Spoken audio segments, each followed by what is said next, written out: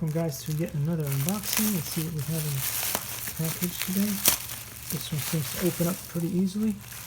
Oh yay, looks like it is the battery pack with a bunch of chargers.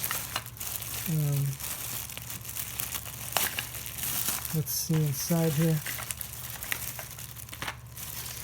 This is the charger itself. With this part here, I guess that connects up like so.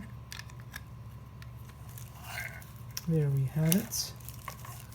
And it comes with 3 batteries that have been banged up a considerable amount. But I'm hoping that they will power up some of the robots that I have.